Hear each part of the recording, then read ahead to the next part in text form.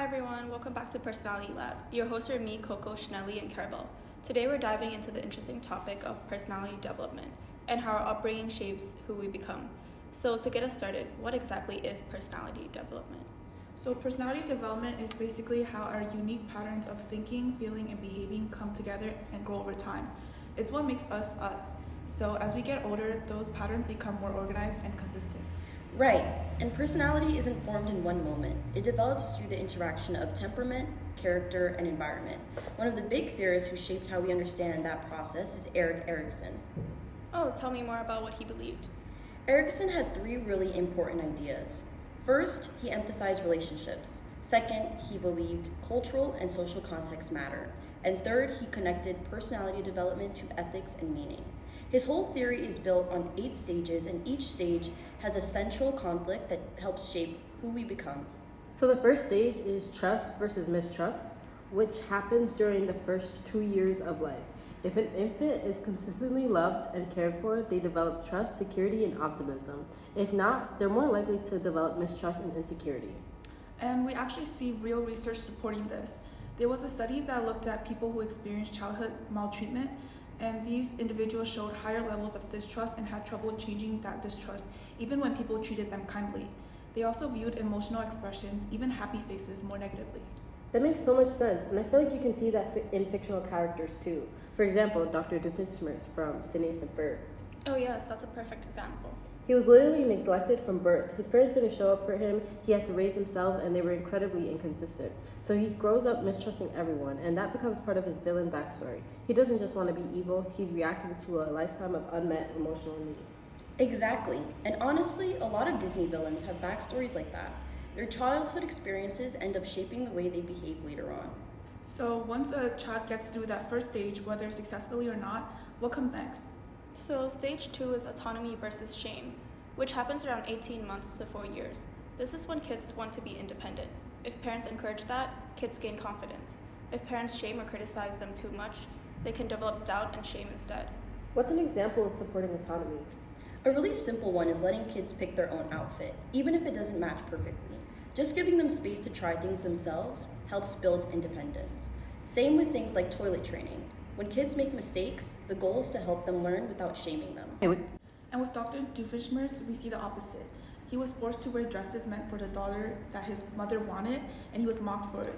His father also showed favoritism toward a dog over him, and all of that creates shame instead of autonomy. So as kids get a little older and enter the preschool years, what's the next challenge they face? The third stage is initiative versus guilt, which happens during the later preschool years. This is when kids really start using their imagination, trying out creative ideas, and taking on little leadership roles during play. When adults encourage that, kids develop initiative. When adults shut it down, kids can start feeling guilty for trying things and may become overly dependent on adults. And this is where unstructured play becomes super important. Unstructured play basically means play that kids come up with entirely on their own. No adult instructions, no set goals, just freedom to explore. Kids create their own rules and decide how things work. Research even suggests that children should actually have twice as much unstructured time as structured activities. But the problem is that children today are getting less and less free play. Safety concerns, busy schedules, and especially the rise of screens have all contributed to that decline, and it's starting to worry a lot of experts. Back in the 1960s, Dr. Stuart Brown, the founder of the National Institute for Play, found that people who were deprived of free play as kids were more likely to show antisocial or even violent behaviors as adults. More recently, a study by Gray and colleagues showed a correlation between the decline in free play and worsening mental health in children today.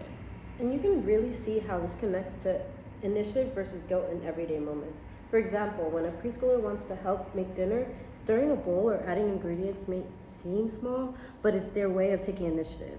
Just like in unstructured play, when an adult encourages that the child feels confident and capable, but if the adult shuts them down with, "You're in the way, go play somewhere else," the child can start to feel guilty for even trying.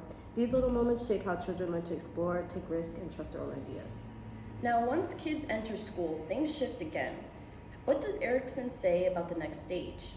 Stage 4 is industry versus inferiority, and it's all about developing skills, from academic ones like math to social ones like teamwork. Kids move from free play to more structured activities. It occurs during school age up to and possibly including junior high school. So, how does this stage affect personality? So, if a child comes in with trust, autonomy, and initiative, they're much more likely to feel competent and hardworking. That's industry.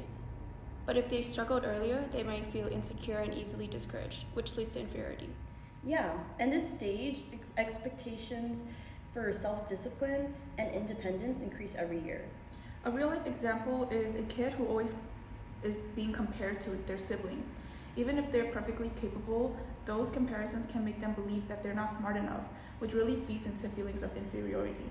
Exactly. And Kiara Lawley actually talks about this in her TED Talk. She describes how people constantly compared her to her twin sister, socially and academically, and how that made her feel inadequate.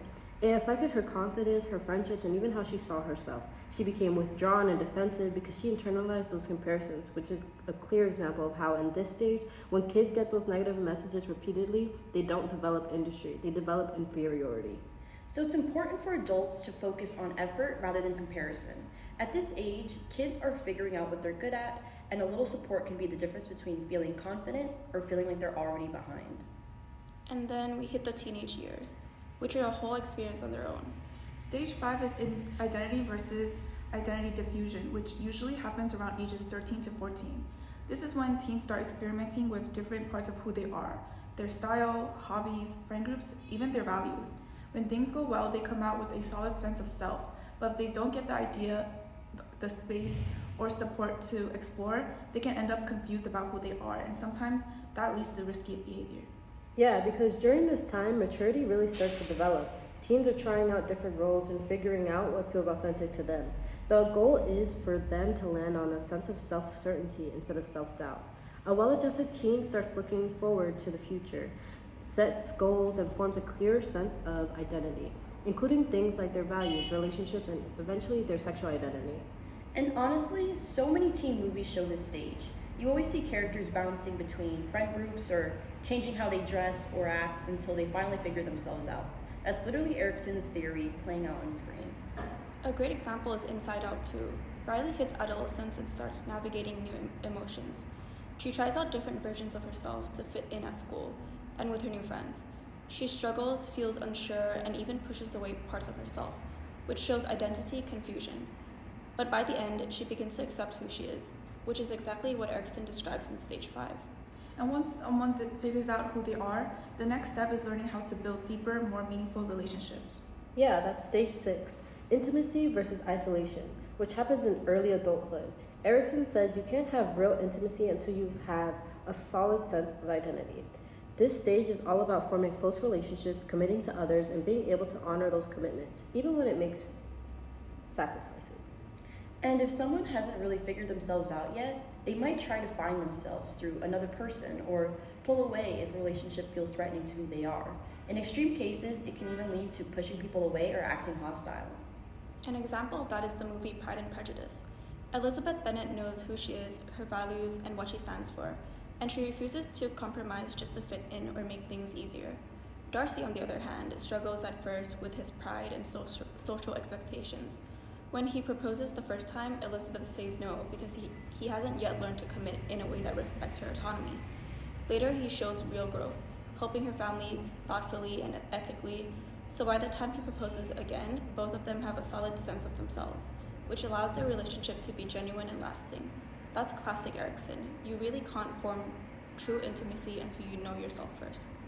Then adulthood brings a different kind of question. Not who am I, but what am I giving back?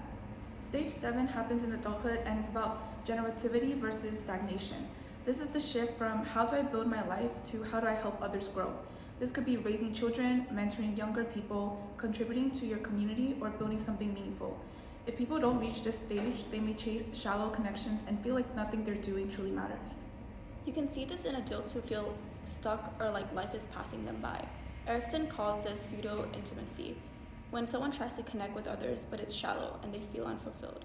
Yeah, this kind of stagnation doesn't just affect them, it can impact the next generation too. Erickson even noticed that many parents he worked with had trouble developing at this stage.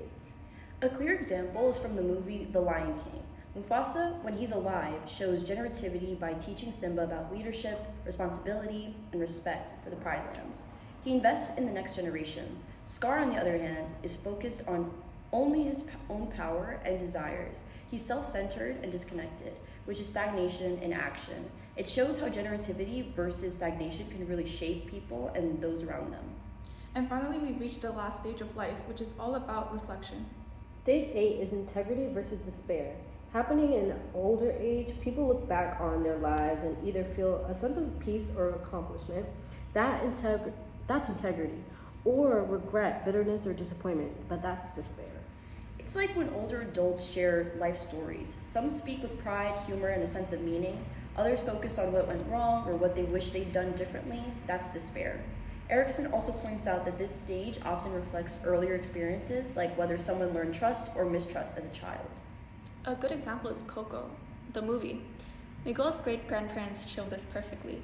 Miguel's great-grandfather, Hector, shows despair because he spent much of his life apart from his family and feels regret over choices that hurt those he loved. In contrast, Mama Coco reflects with love and warmth on her father and family, even when he's no longer alive, which shows integrity. The movie shows how older adults balance wisdom and perspective with memories, shaping how they feel about their lives. And before we wrap up today's episode, it's worth remembering why Erickson's theory still matters.